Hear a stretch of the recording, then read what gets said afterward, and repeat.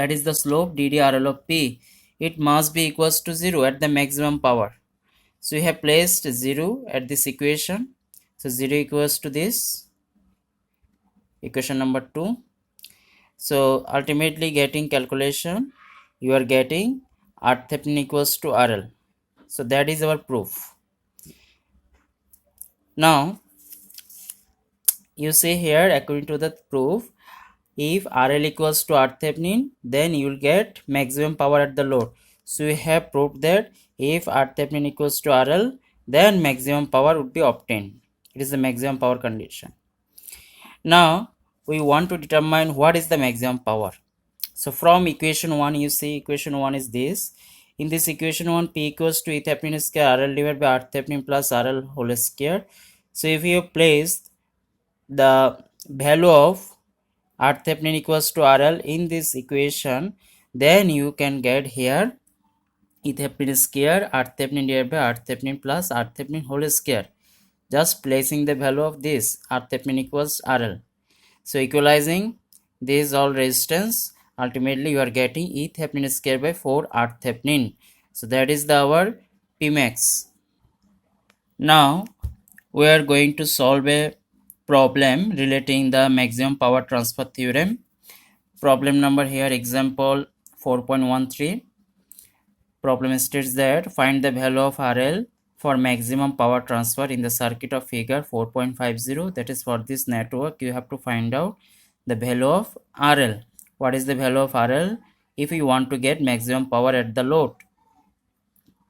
So find the maximum power. You have to find out two components. One is RL value, this RL value, and what is the maximum power at the RL possible. So you have to find out two parameters. So we are going to solve it. First we need to convert this AB network into Thevenin equivalent network.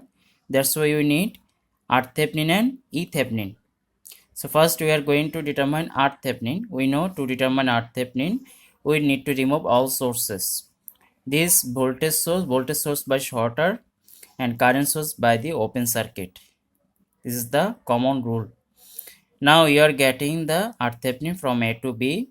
You see, from A to B, you see 2 ohm and 3 ohm is the series, because 2 ohm across current is passing to the 3 ohm. That is, same current is passing. That's why 2 ohm and 3 ohm is the series. Then it is divided in two parts. That's why 6 ohm, 12 ohm is the parallel. So you may write down here 2 plus 3 plus 6 parallel 12. So this is the equation. After calculating, you have got 9 ohm. Now you say finding out the Thevenin voltage E Thevenin. We know to determine E Thevenin, we have to remove the load RL. Then in the place of load, you need to determine the voltage between A and B after removal of load. So we have removed the load between A and B. Then we need to determine the voltage across this AB. So you see, we are applying here mesh current method, I1 and I2, that is the two loops, loop current I1 I2, and you see this is the current source given 2 ampere, that means I2 equals to 2, but we are getting the direction of I2 opposite to the 2 ampere direction.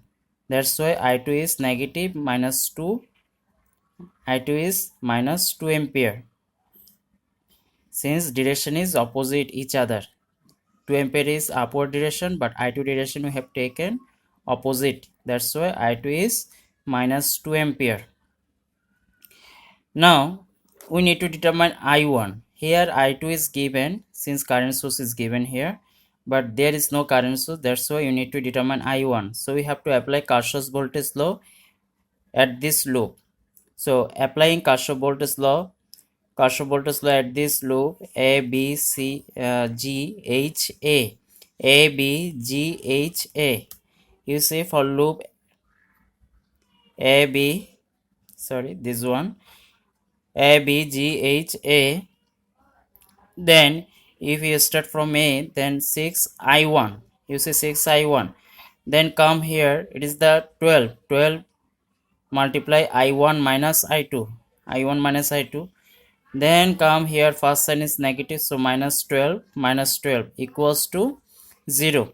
So after calculation, you see I2 equals to minus 2, that's why minus minus plus here. So after placing these all values, we are getting here I1 equals to minus 2 by 3 ampere. So we have got I1. Now we will consider whole loop, that is A, B, C, D, E, F, G, H, A. This total loop, if you consider.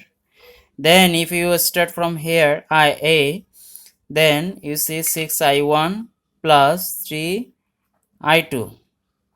You see 6I1 plus 3I2 plus, you see this is the 2 ohm, but there is no current because this is the open circuit, load is removed, that's why this is the open circuit, that's why 2 ohm across, current is 0.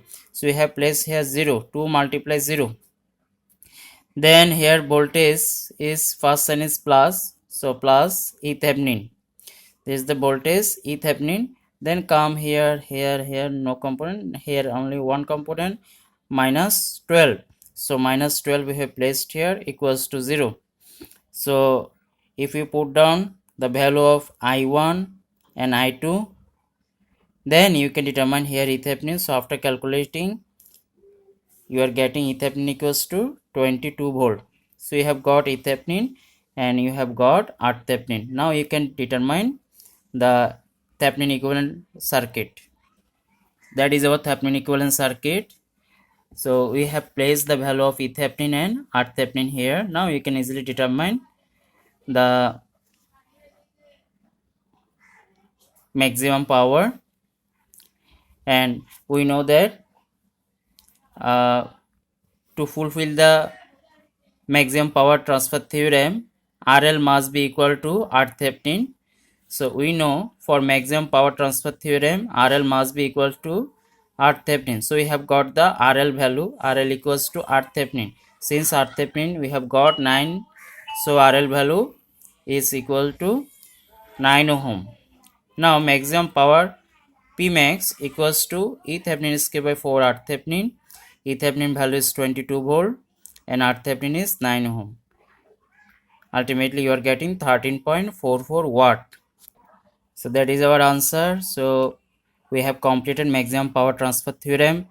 Now in the next class we will try to learn about capacitor, inductor and RC, RL and RLC circuit. So please wait up to that. We'll try to complete our syllabus by the next class. Thank you.